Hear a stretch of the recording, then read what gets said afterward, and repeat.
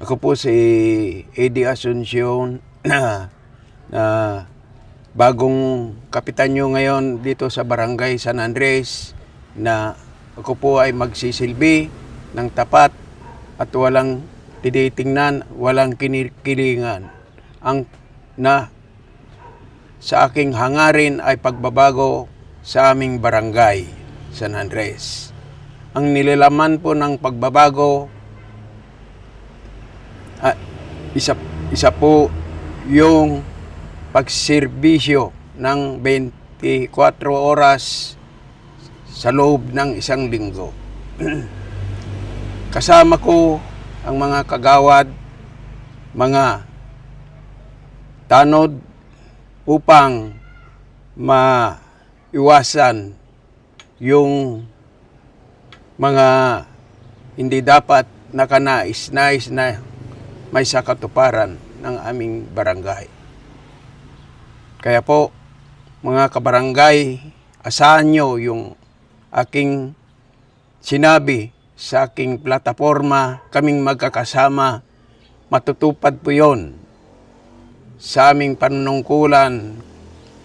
Kung hindi man matupad yung pagbabago na naisabi namin sa inyo, na kami ay magsisilbi ng tapat sa inyo, mga kabarangay ko. Kaya po, pagpapasensyaan na po ninyo ako dahil ganito po ang boses ko ngayon. Kaya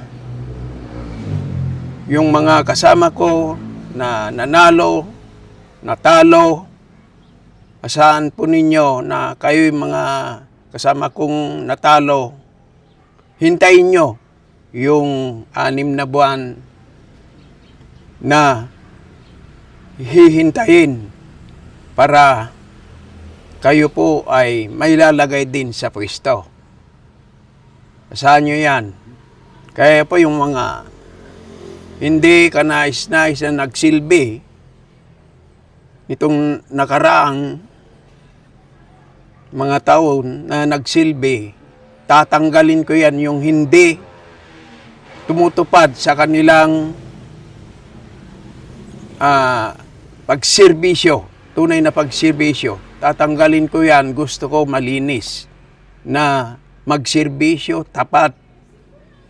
Ganon ang gusto kong ipakita sa aming barangay. Yan lang po. Maraming pong salamat.